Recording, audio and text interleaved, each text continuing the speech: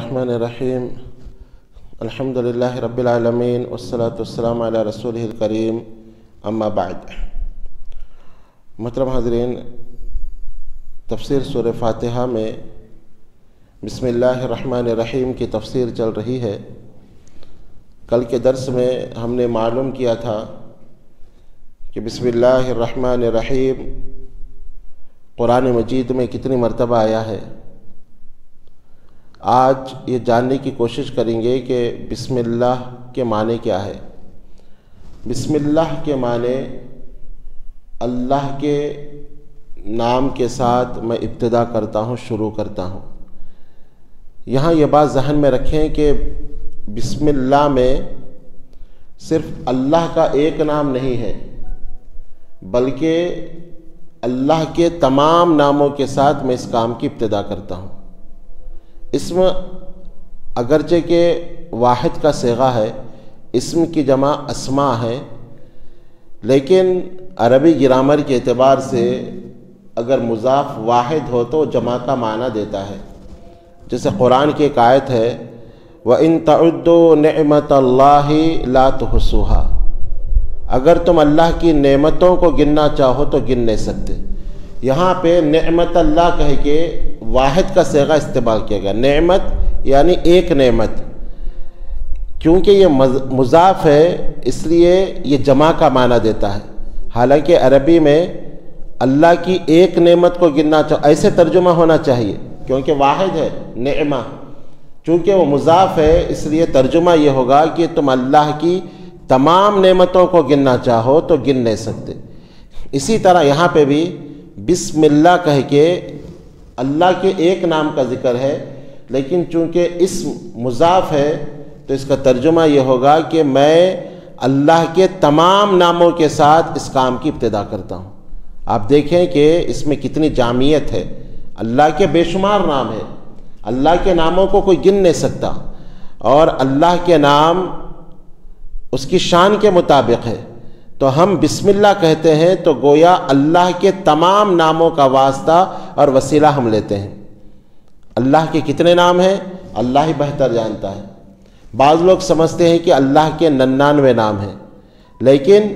وہ ان کی سمجھ صحیح نہیں، وہ ایک حدیث سے دھوکہ کھا جاتے ہیں، جس حدیث کے اندر یہ ہے کہ جس نے اللہ کے 99 ناموں کو یاد کیا، اس پہ ایمان لایا،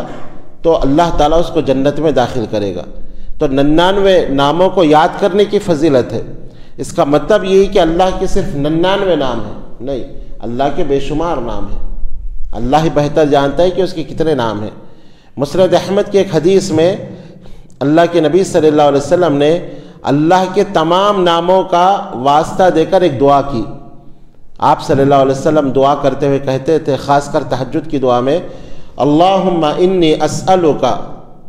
اے اللہ میں تجھ سے سوال کرتا ہوں، بکل اسم ہوا لک سمیت بہ نفسک، تیرے ان تمام ناموں کے واسطے سے میں تجھ سے دعا کرتا ہوں جو تو نے اپنے لیے رکھے ہیں، جو تو نے اپنے نام اپنے لیے رکھ لیے ہیں، ان تمام ناموں کا واسطہ دے کر میں تجھ سے سوال کرتا ہوں۔ او انزلتہ فی کتابک، اور تیرے ان تمام ناموں کا واسطہ دے کر سوال کرتا ہوں جو تو نے اپنے کسی کتاب میں نازل کی ہے۔ اللہ نے اس دنیا میں بے شمار کتابیں اتاری ہے، 4 مشہور کتابیں ہیں، تورات، زبور، انجیل اور قرآن۔ اس کے علاوہ بھی بہت ساری کتابیں اللہ تعالیٰ نے انبیاء علیہ السلام پہ نازل کی ہیں۔ تو اللہ کے نبی کہتے ہیں کہ او انزلتہ فی کتابک، تیرے ان تمام ناموں کے واسطے سے یا اللہ میں تجھ سے دعا کرتا ہوں، سوال کرتا ہوں جو تو نے اپنے کسی کتاب میں نازل کی ہو۔ او علمتہ احدا من خلقک، اور تیرے ان تمام ناموں کے واسطے سے میں سوال کرتا ہوں جو تو نے کتاب میں تو نہیں اتاری، لیکن اپنی مخلوقات میں سے تو نے کسی کو سکھا دیا ہو۔ آدم علیہ السلام سے لے کر قیامت تک جو تیری مخلوق ہے تو نے کسی کو سکھا دیا ہو، ان ناموں کے ذریعے سے بھی میں تجھ سے سوال کرتا ہوں اور دعا کرتا ہوں۔ او استأثرت به فی علم الغیب عندک، اور تیرے ان ناموں کے واسطے بھی میں تجھ سے سوال کرتا ہوں جو تو نے اپنے پاس علم غیب میں اپنے پاس تو نے رکھے ہیں، کسی کو نہیں معلوم ہے، ان ناموں کے واسطے سے بھی میں تجھ سے دعا کرتا ہوں۔ جیسے کہ حدیث میں ہے کہ کل قیامت کے دن لوگ میدان محشر میں جمع رہیں گے اور اللہ تعالیٰ حساب لینے کے لیے نہیں آئے گا، پسینے میں لوگ غوطے کھا رہے ہوں گے اور میدان محشر کی گرمی میں لوگ تڑپ رہے ہوں گے۔ اس وقت لوگ آدم علیہ السلام کے پاس جائیں گے، لمبی حدیث ہے بخاری کی، کہیں گے کہ آپ ہمارے باپ ہیں، آپ دیکھتے نہیں ہم کتنی مصیبت میں ہیں، آپ اللہ سے کہیں کہ وہ سفارش کے لیے، وہ حساب لینے کے لیے آئے، آپ اللہ سے سفارش کریں۔ آدم علیہ السلام کہیں گے نہیں، مجھ سے غلطی ہو گئی تھی، اگر اللہ اس بارے میں پوچھے میں کیا کہوں گا، تم نوح علیہ السلام کے پاس جاؤ۔ لوگ نوح علیہ السلام کے پاس آئیں گے، وہ بھی کہیں گے کہ مجھ سے بھی غلطی ہو گئی تھی کہ میں نے نافرمان بیٹے کے تعلق سے دعا کی، تم ابراہیم علیہ السلام کے پاس جاؤ۔ لوگ ابراہیم علیہ السلام کے پاس جائیں گے، وہ بھی انکار کر دیں گے کہ میں نے بھی 3 جھوٹ مجھ سے ہو گئے تھے دنیا میں، حالانکہ وہ توحید کی خاطر انہوں نے کہا تھا، لیکن وہ کہیں گے اگر اللہ اس بارے میں پوچھے میں کیا جواب دوں، تو تم کیا کرو، موسیٰ علیہ السلام کے پاس جاؤ۔ سب موسیٰ علیہ السلام کے پاس جائیں گے، وہ بھی کہیں گے کہ مجھ سے ایک قتل ہو گیا تھا، انہوں نے قبطی کو مارا تھا، ایک ہی گھونسا وہ مر گیا تھا، اگر اللہ اس بارے میں پوچھے تو میں کیا کہوں، تم عیسیٰ علیہ السلام کے پاس جاؤ۔ عیسیٰ علیہ السلام کہیں گے کہ اللہ مجھ سے پوچھنے والا ہے، کیا تم نے کہا تھا کہ لوگوں کو کہو کہ وہ اللہ کا بیٹا تمہیں بنائے، لوگوں نے مجھے بیٹا بنا لیا میرے دنیا سے جانے کے بعد، تو میں اللہ کو کیا جواب دوں، تم محمد صلی اللہ علیہ وسلم کے پاس جاؤ۔ تو آپ صلی اللہ علیہ وسلم نے کہا کہ لوگ میرے پاس آئیں گے، میں کہوں گا کہ ہاں آج میں ہی تمہاری سفارش کروں گا، یہ میرا ہی حق ہے، پھر میں مقام محمود مجھے دیا جائے گا،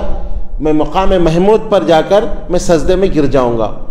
اور سجدے میں گر کر میں اللہ کی ایسی تعریف کروں گا جو اس وقت اللہ مجھے سکھائے گا، اللہ کے ایسے ناموں کے ساتھ اس کا ذکر کروں گا جو نام مجھے ابھی پتہ نہیں ہے، اللہ تعالیٰ اپنے ناموں کا مجھے القاء کرے گا اور میں ان ناموں کے ذریعے اللہ سے سوال کروں گا، اور اللہ ہی بہتر جانتا ہے کہ میں کب تک سجدے میں رہوں گا، جب تک اللہ کی مرضی ہوگی، 10 سال 20 سال 50 سال 100 سال اللہ کے نبی سجدے میں اللہ کی تعریف کرتے رہیں گے، پھر اللہ تعالیٰ فرمائے گا یا محمد ارفع رأسک، اے محمد سر اٹھاؤ اور مانگو دیا جائے گا، سوال کرو پورا کیا جائے گا، پھر میں شفاعت کروں گا۔ تو اس حدیث کے اندر بھی اللہ کے نبی صلی اللہ علیہ وسلم نے کہا کہ ان ناموں کا